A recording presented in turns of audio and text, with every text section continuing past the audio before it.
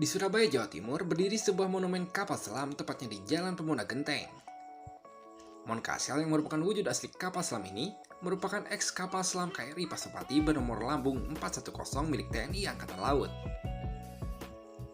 Menurut catatan 30 Juni tahun 1998, pembangunan monumen yang dimulai sejak Juli tahun 1995 tersebut penuh kendala, khususnya masalah pendanaan sejak terjadi krisis moneter.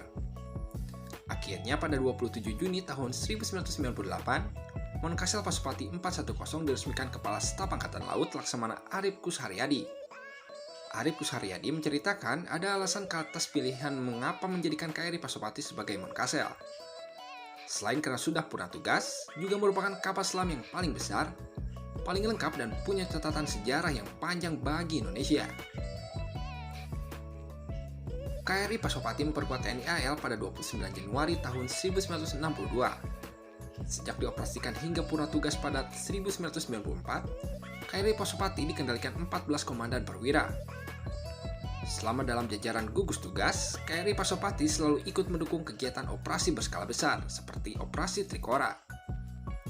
Keterlibatan perdana Pasopati adalah ikut dalam Operasi Aligoro 28 Juli hingga 26 Agustus tahun 1962. Kapal selam tipe SS Whiskey kelas buatan Rusia pada tahun 1952 ini memiliki panjang 76 meter dan lebar 6,30 meter. Kapal yang kemudian diberi nama Pasopati tersebut menjadi senjata pamungkas Arjuna, salah satu tokoh sakti Pendawa V yang turut menjadi penentu stabilitas dan keamanan negeri Astina. Mampu melaju dengan kecepatan 17 knot di atas air dan 15 knot di bawah permukaan air. Berat penuh 1.300 ton, sedangkan berat dalam kondisi kosong 1.050 ton, dengan jarak jelajah 8.500 mil laut. Semasa jayanya, KRI Pasopati pernah menenggelamkan kapal perang musuh di pantai Irian Jaya, waktu masih bernama Irian Barat. KRI Pasopati juga pernah menghancurkan kapal musuh yang berlayar ke utara dalam operasi pembebasan Irian Barat, yang pada saat itu berada dalam cengkraman Belanda. Kemampuan tempur Pasopati untuk menghajar pasukan musuh inilah yang salah satu menjadi sebab lahirnya Persetujuan New York yang kemudian mengembalikan Irian Jaya ke pangkuan Republik Indonesia. Dalam buku Mission Accomplished menyebutkan bahwa sebanyak 12 kapal selam jenis Whiskey Class yang dibeli dari Soviet bukan kapal selam yang baru sama sekali, tetapi reputasinya cukup baik kala itu. Soviet memang mengembangkan sejumlah tipe kapal selam, tetapi hanya tipe Whiskey Class yang dijual ke negara-negara sahabat, salah satunya ke Indonesia. Sebelum membawa kapal selam tersebut ke tanah air, maka dikirimlah para pelaut muda Indonesia ini secara bergelombang mengikuti on-the-job training langsung di kota sana.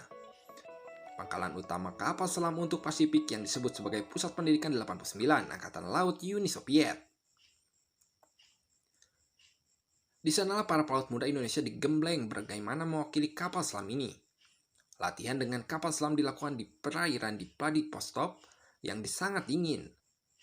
Pengantar untuk berkomunikasi pun dilakukan dalam bahasa Rusia. Untuk itu sebanyak 4 guru wanita didatangkan dari Moskwa untuk memberikan kursus bahasa Rusia bagi para awak kapal Indonesia.